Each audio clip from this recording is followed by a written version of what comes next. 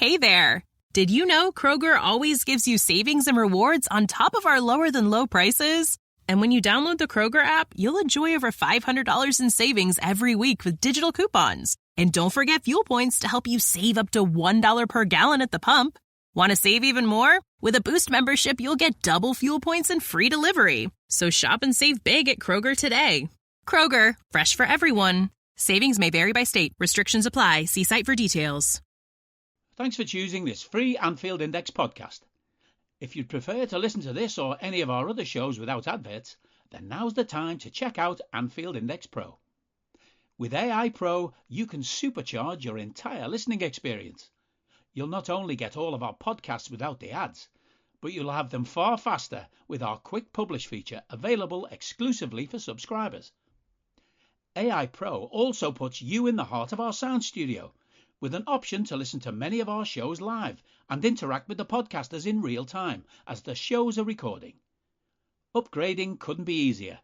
AI Pro is available on all popular podcast platforms, and we have our own apps for Apple and Android.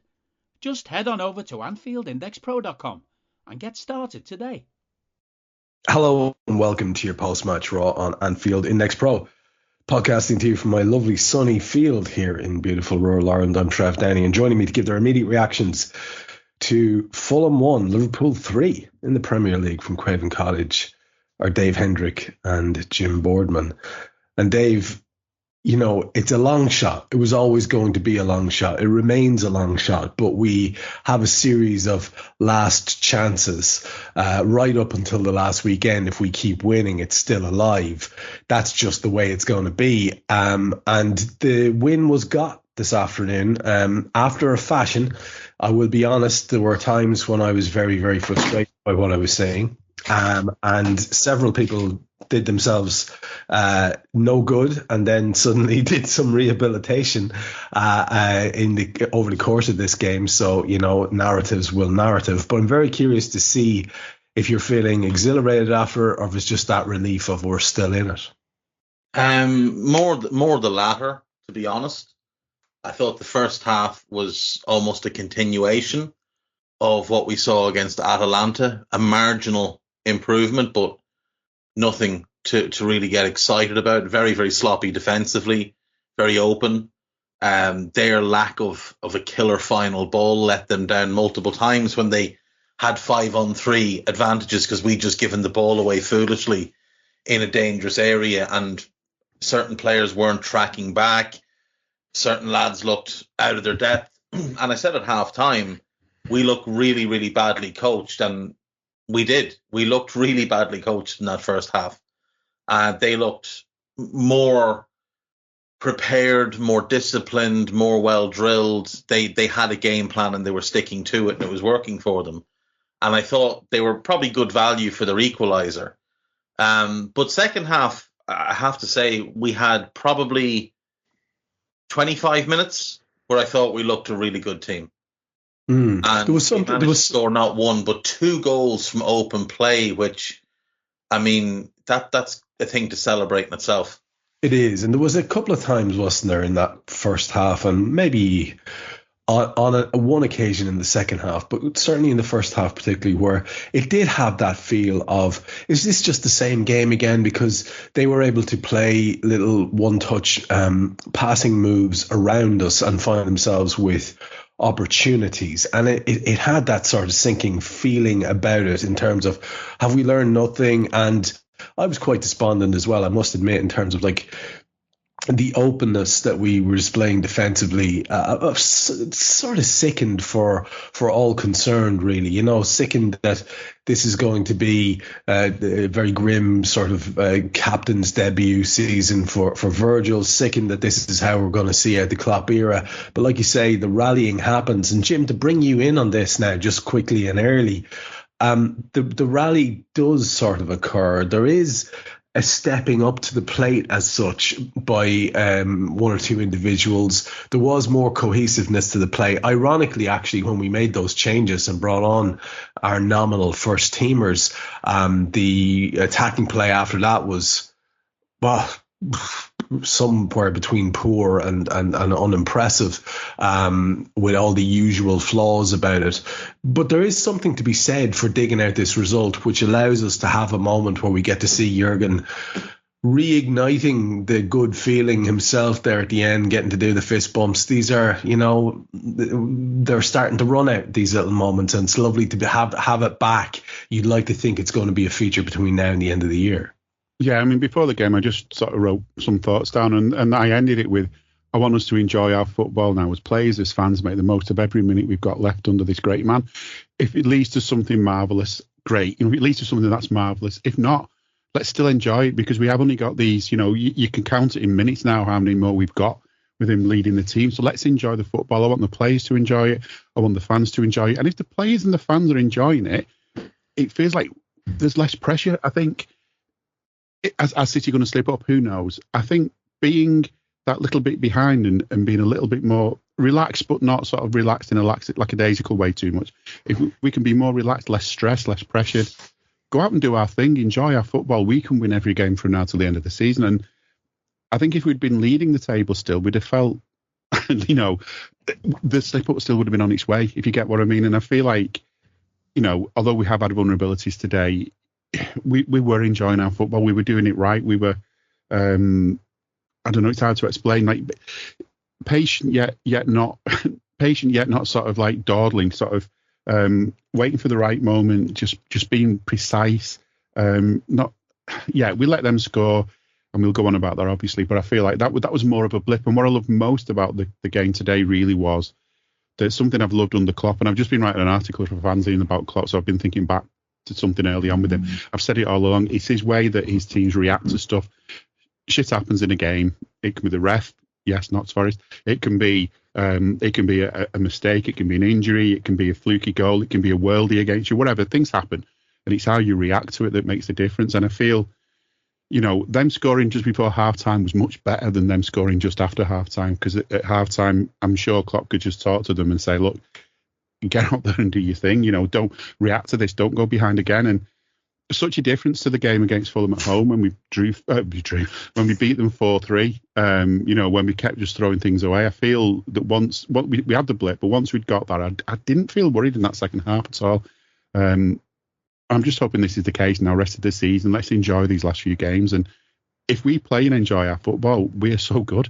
You can see it in all the players' faces when they're enjoying the game. Gakpo today, Trent today, Harvey Elliott shoving the booze back in the faces of the Fulham fans. We were enjoying our football today, and that's what I like to see.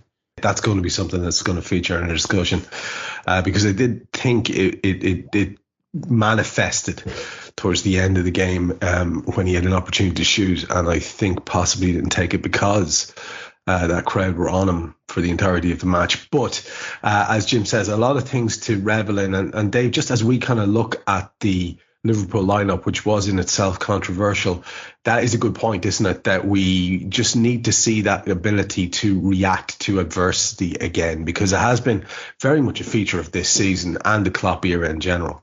Yeah, it has. It's been one of the primary factors and the primary kind of identifiers of Jurgen Klopp's Liverpool, is that ability to react and overcome. And if you look at everything we've overcome this season in terms of shit referees and injuries and different things like that, it does remain one of the strengths of this team. It's just something that had sort of disappeared in recent weeks, and it was good to see it back today. Now, I disagree with Jim. He says he wasn't worried in the second half. I was worried until the third goal went in. I'm not going to lie, because we've seen this team just give up too many soft goals in recent weeks, and there were still moments where Fulham were attacking and getting numbers forward and looking like they might cause us some problems. But we did definitely react well in the second half. There was more purpose to a lot of what we were doing. I thought after a poor first half, certain players, including the two Dutch boys, Gakpo and Gravenberch, they had really good spells in that second half.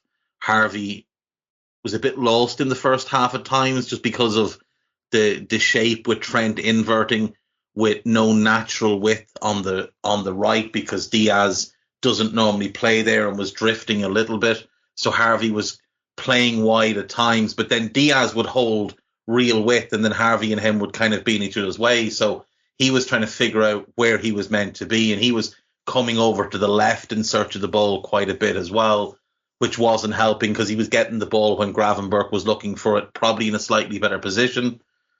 But look, it all worked out for us in the second half. Those three boys all clicked into gear. I thought Harvey had an outstanding second half. And like I said, the two boys, the two Dutch lads.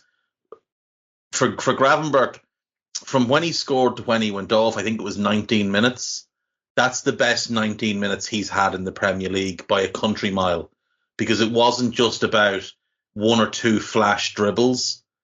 It was about fundamentally sound play in the structure of the team, impacting us winning the game.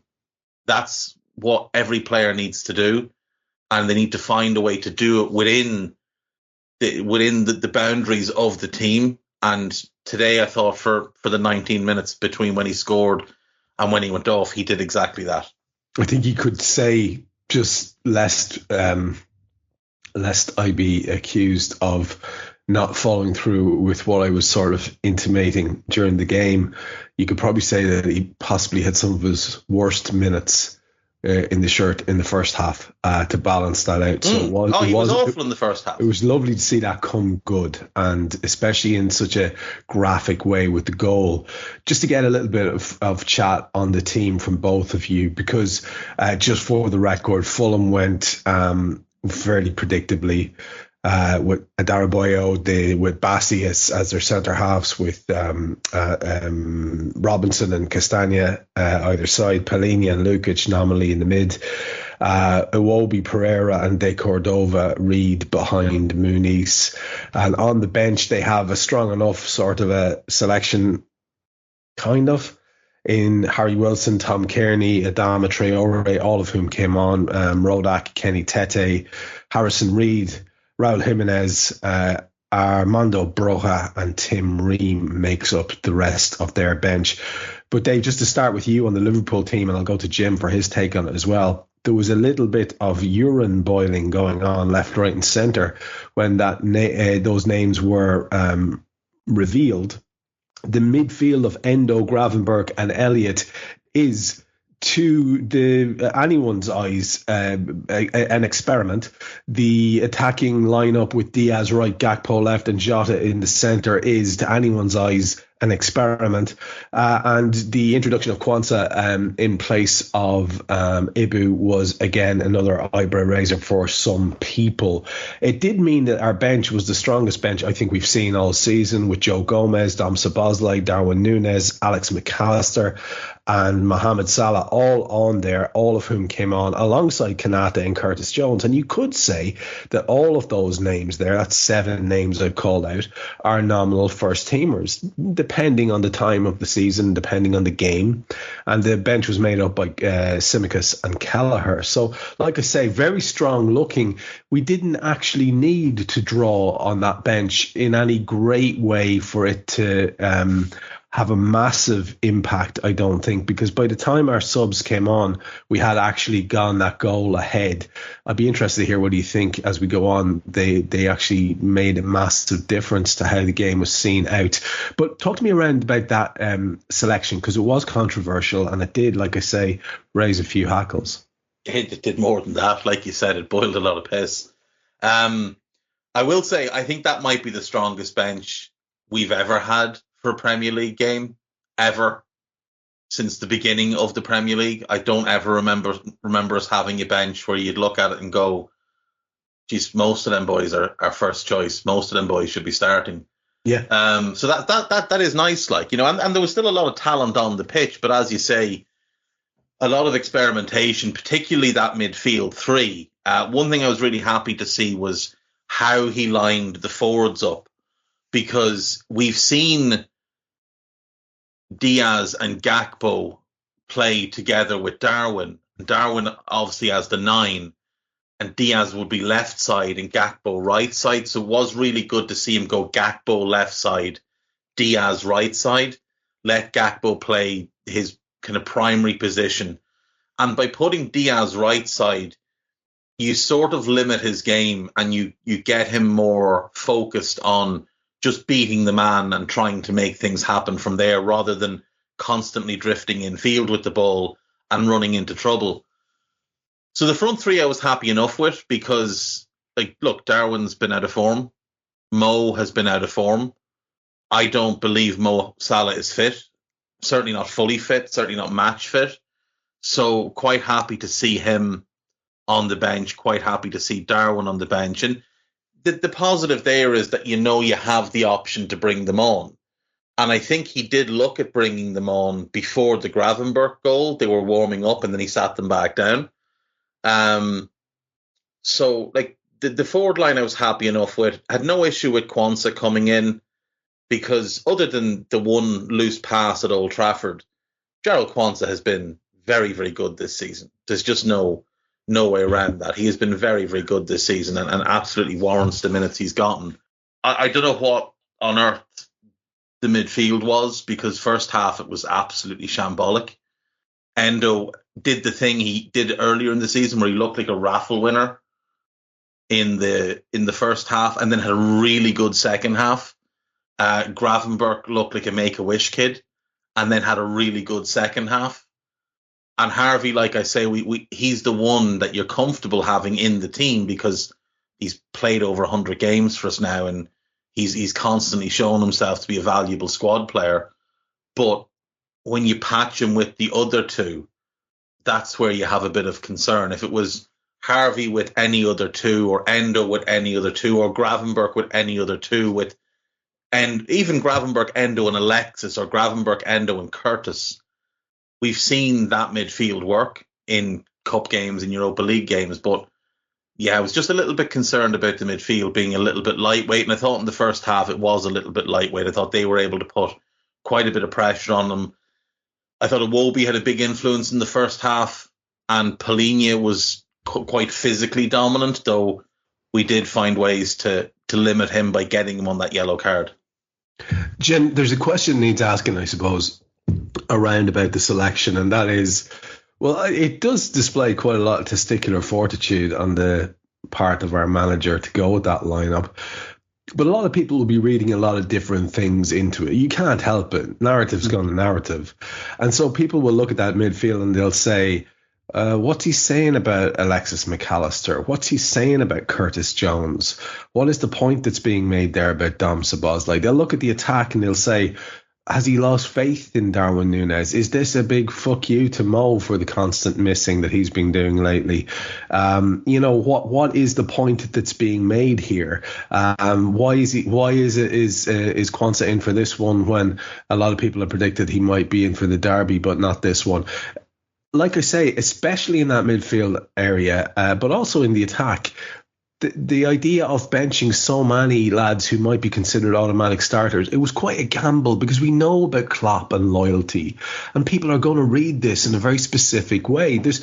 How much is the arm around the shoulder going to work on all of those guys who got dropped? That's what happened there. They got dropped. The state of Tennessee is one of the few places where the sounds are just as breathtaking as the sights. Whether that's live music at an historic music venue, the crack of an open fire at a campsite in the wilderness, or hearing kids laughing as they explore what's right around the bend, Tennessee just sounds perfect. Start planning your trip at tnvacation.com. That's tnvacation.com. Tennessee sounds perfect. I don't need a VPN. I've got nothing to hide. This is what I used to tell myself before I hooked up with LibertyShield.com. Not only is my home internet now fully encrypted, but I can now access all the websites I want, whenever I want, and do so from absolutely anywhere. As a Liverpool fan, I love to know I can now watch every match, regardless of whether it's on UK TV or not. My Liberty Shield VPN makes sure nothing is blocked and guarantees me super fast streaming speed throughout that match. You can get connected right now with their software package, which includes a 48-hour no-obligation free trial and instant access to their apps for Apple, Android, Fire TV, PC, Mac and Android TV. Or go a step further like I have and get one of their pre-configured VPN routers. These small but powerful devices allow you to easily connect every device in your home to VPN, making it the perfect solution for smart TVs, Mac boxes, and games consoles. Visit libertyshield.com today and use coupon code AIVPN25 to get 25% off at checkout. Yeah, I mean, I thought to myself, I mean, Salah, my first thought was, if he's been dropped or if he's been rested because he's got an injury, whatever it is, I don't think he can complain. It's sort of, he's lost that first choice forward thing that he's had most of the time he's been at the club, because the way he's played lately, I don't think, certainly if you're sort of going through who you're going to play up front, you'd name Jota and you'd name Gakpo before you'd play Salah on recent form. So I wasn't surprised with that. Darwin's one who comes in and goes out. He's and he does kind of swap and change. That's the weird part to it more than anything, I suppose, is he rarely drops Salah, even when Salah's having bad games, because generally speaking, Salah is, even on a bad game, at least as good as the others, and that hasn't been the case. You know, we've seen him drop off more than we've ever seen him drop off as a player for us of late, and hopefully, if you know, unless he is going to go in the summer, we'll wait and see. Hopefully, this is just a short-term thing, and if we do have him next season, he comes back the player we've known and loved. But I've no issue with that, and I think any player should know that if you're not playing well enough, you're not going to keep your place automatically.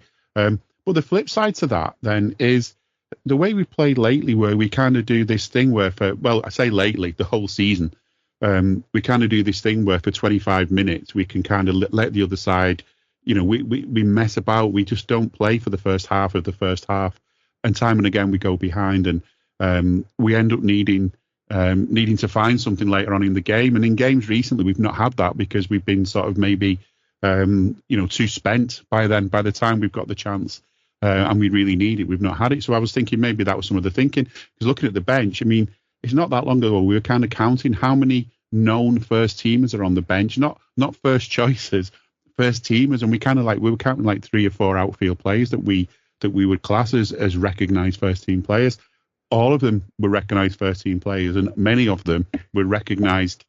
I don't know, if you were picking a chip, you know, if we had been in a final this season and you were going to pick your team for it, a lot of those would have been, you'd expect to be starting. But I do wonder if that's what part of it was that he's thinking, look, the lads that I'm putting out now are capable of doing something here. They're capable of getting a result here. But if we do our thing that happens, whoever's playing, and we end up conceding, that we've got some strength on the bench that can change it and turn it around. Because, I mean, if you pick 5 from those and bring them on when you need a goal, you'd hope you're going to get one. Evidence maybe today showed us maybe we wouldn't have done.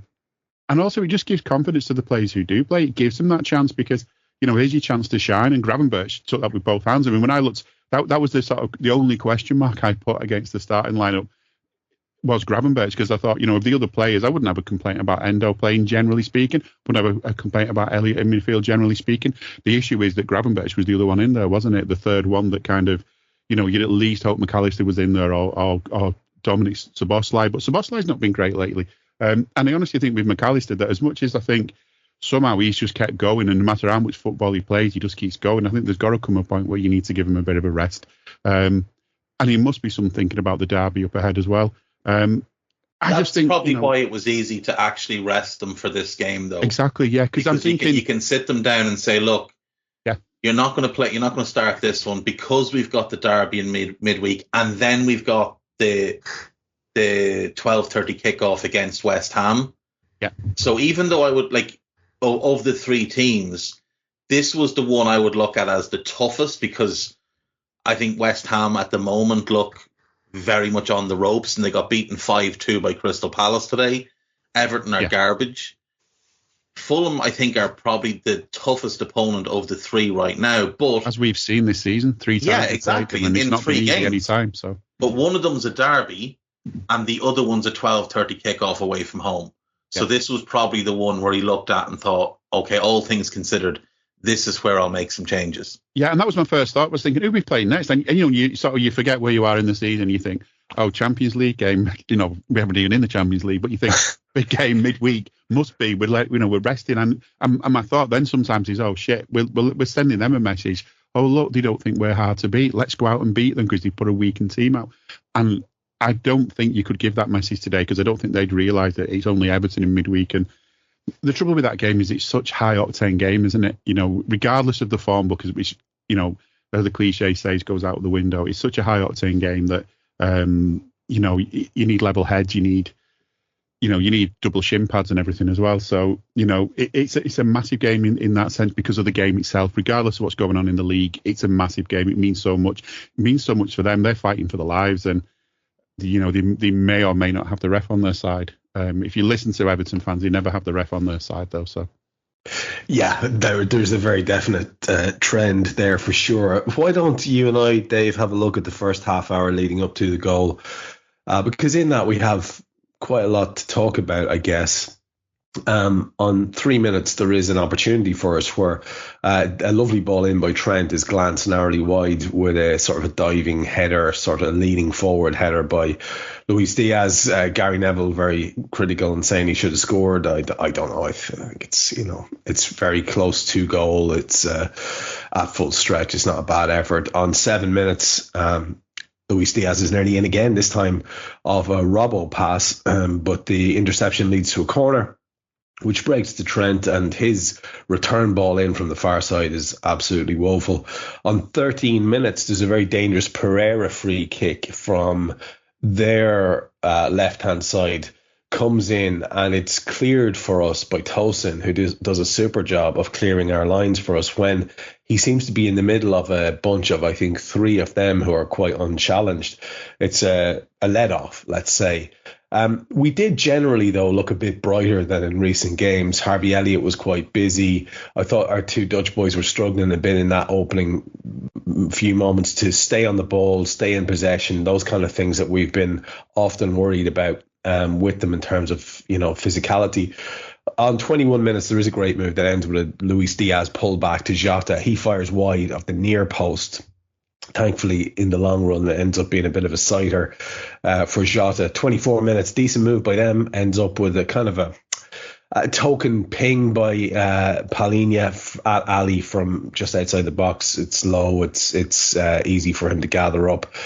I've noted at this point, and it's worth saying at some stage in the show, just in case it doesn't come up again, that the travelling cop were absolutely magnificent. Mm-hmm. You know, it was clear that the only thing that was going to unify the Fulham fans was bagging on Harvey Elliott. They had nothing else to say for themselves. I thought our fans were absolute tribute to the club. A bit of a fall over by Cody Gakpo, and there's a free kick central right-hand side of the D in 26 minutes, which Harvey hits into the wall. And this is the thing that really unites the Fulham fans. They're off to the races, having been absolutely bodied by the travelling cop up till now. They found something to unify over, the way they could poke fun at a young lad who used to play for them. There is, however, a free kick on 31 minutes. It's on slightly to the left of the D. Trent steps up to this one and just strokes it home to the top ends. It's absolutely gorgeous, Dave. And in that half hour, I think there was enough to suggest that we would have deserved our lead. Like I said, a brightness to certain elements of our play, if sadly the usual kind of lack of penetration. It will be lovely if it happens before the end of the season to go a couple of goals up pretty early. Yeah, it would be really nice to start a game the way we traditionally under Jurgen Klopp started games, and go out and put a team to the sword. After 20 minutes, you're 3-0 up, and then you can just go into cruise control and you can sit in nice and compact and just kill them on the counter-attack. But none of that for this team at the moment. There was some glimpses of good play in that first half hour. Then the final ball just routinely let us down, or someone's decision-making would let us down, or they'd just get a toe in. At some point, there was a couple of moments where it looked like we might get in, but Bassey would stick a foot in, or Tosin would get a foot across, and they'd lift the ball and they'd go the other way. And the concern in that first 30 was just how easy they seemed to find it to counter us and to get numbers the wrong side of our midfield. But we settled in. We started to play quite a controlled game, and I had Graham Lasso on commentary because I refused to do Neville. And he was saying, like, Liverpool are playing with a measure of control that you normally see in a team that's 2-0 up, except that the scoreline is 0-0. And that I felt the same way. It was almost like we didn't have any real urgency about our play. Like we were like, oh, well, sure, like we'll just keep the ball and like we have a lead, so it's fine. But we didn't have the lead. Then we get that first free kick. It is, I assume Harvey thought the wall was going to jump and he was trying to put it underneath the wall, but it's absolutely abysmal. And I'd imagine when he wandered over for the second free kick, Trent quite politely told him to go away. There was absolutely no chance he was going to be allowed to take another one. It is an incredible free kick. It is absolutely phenomenal. He just lifts it over the wall. Like there's no real curl or whip on it. It is just lifted and dipped over the wall. I genuinely enjoyed his celebration. I genuinely enjoyed how furious the Fulham players were that Trent moved the ball about 4 inches to the right, as if that was going to make any difference at all. I enjoyed how upset the Fulham fans were, and you are wrong. They united in 3 things, Trev. Oh. Number one, their dislike of Harvey Elliott, who made a handful of substitute appearances for them as a 15, 16-year-old and left the club because the club decided the year previously not to offer him a 2-year extension, which was their option. They could have offered him a 2-year extension to his terms, and they chose not to. And then he played out the year, and they just assumed, well, like, I mean, we're Fulham, he's going to stay with us. But he was one of the most talented young players in his age group in Europe, so he had offers from everywhere and chose to leave. Including the club that he supported as a kid. Exactly. That's exactly it. Chose to leave for the club that he grew up supporting. So what they're all that upset about, I don't know. Maybe it's the fact that we gave them 4 million rising to 7 million on appearances for him, but that's because it went to tribunal because they turned down the 10 million that we offered. Like this is the thing. If they want to boo and be angry at someone, be angry at your own club. They fucked this up twice. Don't be angry at the young fella. He didn't do anything wrong. He played out his contract and then left. It happens. They united in their belief that the referee didn't know what he was doing.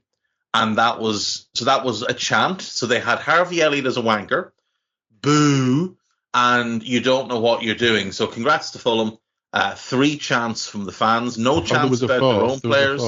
There was a fourth. Who's the Scouser in the black?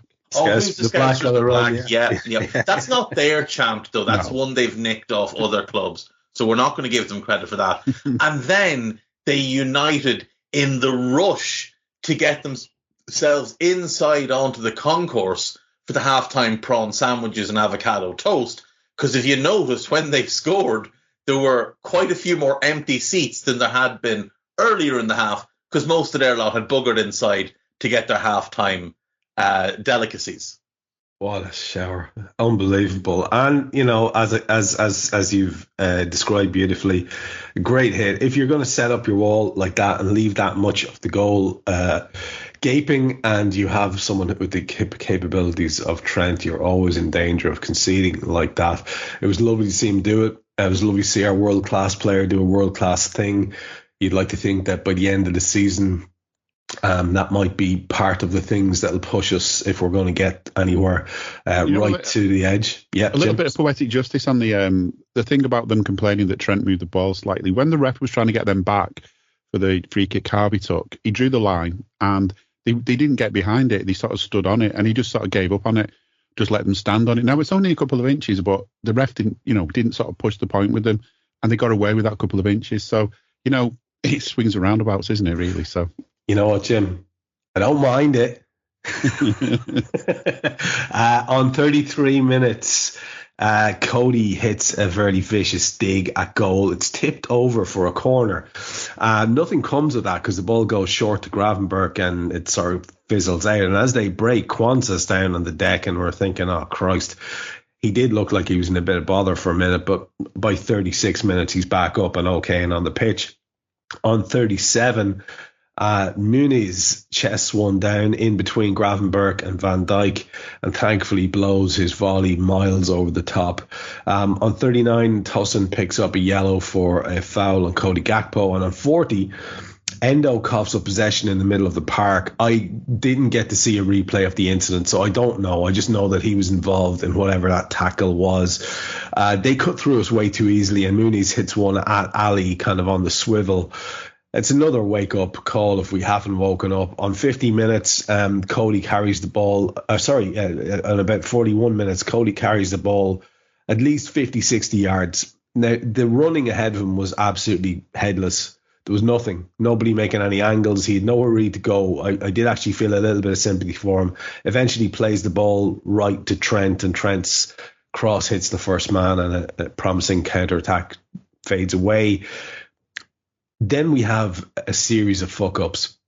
Robbo plays the ball into Gravenberch, infield to Gravenberch from sort of the corner of the box area into Gravenberch, just outside the box on the sort of right-hand side of the D as you're looking at our goal. Gravenberch loses the ball and gives away a free kick. And we, at this stage, have found out the 4 minutes are to be added. Pereira hits that free kick, and it was kind of screaming that he was going to have a dig because there was a little bit of goal to aim at, and he hits it at goal. Ali seems to get a little bit of a touch. I think best case scenario would have hit the bar and probably gone over, but Ali anyway got a little bit of a touch. It seemed, at least all the commentators were claiming he did. And we get away, in inverted commas, with not giving away a corner. And yet somehow, remember, this is just as the half has gone across and we're into the 46 minutes. Somehow, within seconds, we've coughed up possession of the ball again. Having gotten away with the corner, we've coughed up possession of the ball. And on 46 minutes, it is 1-1. And it had a horrible familiar feel to it, the way this goal was conceded. A cross came in from the left-hand side. Robbo seemed to roll Muniz a bit. There was definitely going to be a look at that at some stage. The ball breaks to Iwobi. He sends it back on the half volley. Muniz hits a header, flicks one towards goal, but it's cleared only as far as Castagna, who's coming in on the edge of the box, kind of central, and with his left foot helps it through a forest of legs and into the corner of the goal, puts a bit of pace on it, but I think it takes a clip off Ali on its way, and then the despairing foot, it might be Endo, is too late and can't stop it going in. It's an absolute sickener, Jim, of a goal to concede, but on the balance of play after our goal, they did have a little bit of threat, and we didn't close out the game in any way, shape or form. So I guess you reap what you sow, and we had started to invite them on a little bit. It was really daft. A succession of sort of errors or misjudgments there, from Robbo's pass to Grab's fuck up to that free kick to coughing up possession when we actually got a break and didn't concede the corner. It's just really irritating because it's a goal. It's the goal that comes off the back of some silliness. Hey guys, it's Eddie Gibbs from Anfield Index here. I hope you're enjoying this podcast, and I'm sorry to call time on the show before it ends. In the current climate, it's tougher than ever before to offer podcasts for free. At Anfield Index, we produce over 75 free shows every month, which I'm confident is unparalleled in the LFC sphere. Whilst we'd love to offer everything for free, the production costs now make this impossible. That said, we don't want to follow the model of other channels and lock all of our content behind a paywall.